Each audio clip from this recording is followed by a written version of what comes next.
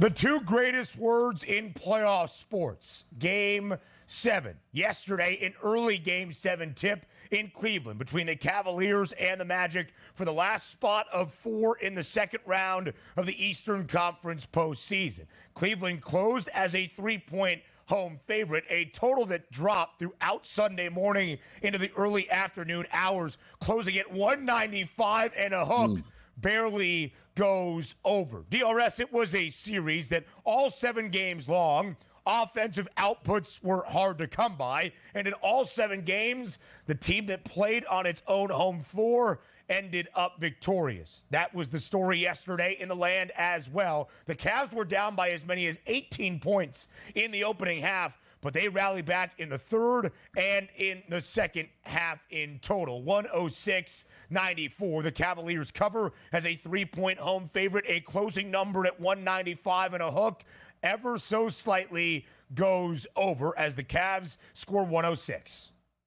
And by the way, the refs certainly wanted to inject themselves in, hey, we're playing in Game 7 too, as you saw 30 free throws for the Magic and 36 free throws for the Cleveland Cavaliers. And quite frankly, in that first half here, the common sign here was for the Cleveland Cavaliers players waving off the officials because they were furious at some of those ticky-tack fouls. And also, when the announcers are calling out the referees as well, you know there's an issue. But this was a game that Orlando probably should have won. You know, I understand it's the NBA and everybody makes runs. But in a game where we say, Ben, it's not 245 and a half as a total where eventually the offenses will get going. We knew the offenses would struggle. So in this game, when you're up close to 20 points, that's like a 35-point lead in a regular season NBA game with 2 good offensive teams. But when it was all said and done, the Orlando Magic, what we worried about for this series was where would the scoring be coming from? Routinely around 80 to 90 points here, and you saw that. Game 7, you can't shoot 33% from the floor as a team and try to advance. 32% from the three-point line. Even though the Cleveland Cavaliers didn't shoot all that well, the talent there, the chances, and being the home team was just too much to overcome. Now, also, as I was betting here, this was the final leg of my 4-leg parlay, and I got a little bit nervous before the game started because typically, Ben, what do you want to see? Home court advantage. Give me that spread at 6, 7, 8, or 9 points where you'd feel comfortable. They gave the Orlando Magic a lot of respect here by closing that line around -3 as a favorite towards the Cleveland Cavaliers. And right off the bat, it's one of those where you're like,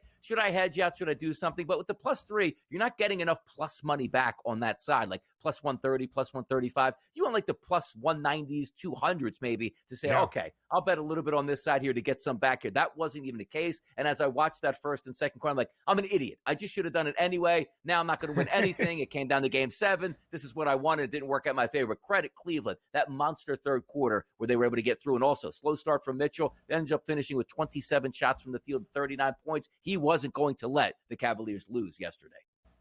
The home team covered in 6 of the 7 games, only game number 5 in Cleveland when the Cavaliers were a 4.5, 5-point home favorite and won by just a single point. That was the only game in this series that home floor advantage not only meant a win, but a cover as well. Orlando on Friday night in game number 6, led by Paolo Banchero once again, who scored 27, staved off a 50-piece, a 50-point performance from Donovan Mitchell to force a 7th game. DRS, in this series, both teams scored 100-plus in only one game. Again, that was game number 5 last week in Cleveland. The losing team in this series, scoring less than 100 in 6 of the 7 games, features why a total yesterday at 195 in a hook could be that closing number for game number 7. But the stars of this series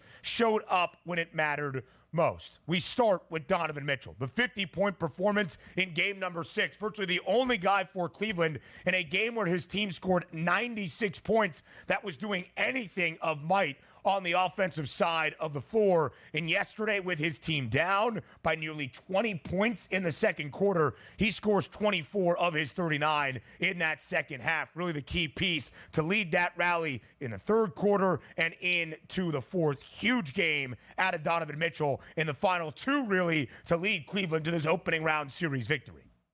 Yeah, it was good to watch here. And also, no shame in the Orlando Magic's game. They played very well during the regular season. But as you know, when you get to the playoffs, you got to have some offense to score in the half court. They just weren't able to do that. But also, from a betting philosophy in this series, remember Friday? I said, you know what? 2 days before we even saw the game 6, my best bet was always going to be the Orlando Magic on Friday night in game number 6. I just thought it made some sense. Didn't care what the number was. They end up winning and covering. So just a little point of reference where even though you have a wager on the series before it started, I told you it was the Cleveland Cavaliers. Don't feel the need that, since I bet Cleveland and I like something on the side, I just got to let it ride. Don't do that to yourself here, because being able to pick up a win in the Magic in game 6 and also now the Cavaliers with a win in game number 7, it worked out perfectly here. So don't let those preconceived notions that you have before a series level that on a game day where you really feel the other team might be the right side here. And it was the right side. Picked up a best bet on Friday, and then the series victory on Sunday. Perfect scenario for your boy here.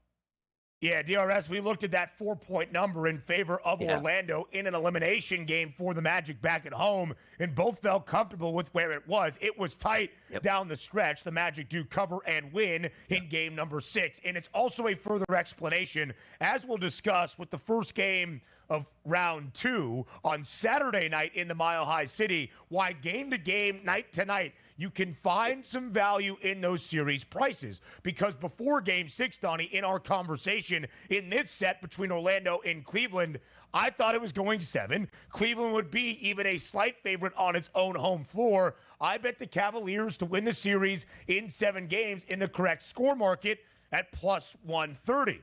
They closed as a 3-point favorite, more than that on the money line, around a minus 156, minus 160 number. Cashing that ticket with only 2 games left, even with the series odds. And one of the reasons Orlando was able to force this to a 7th game, the reigning NBA Rookie of the Year, Paolo Banchero, 38 points yesterday in game number 7, 16 boards, at least 27 in the last 3 games of the series for Orlando, 30-plus in 3 of the 7 games. There is a lot to be optimistic about for the Magic, despite falling short in game number 7, moving forward for this Orlando organization in the next year.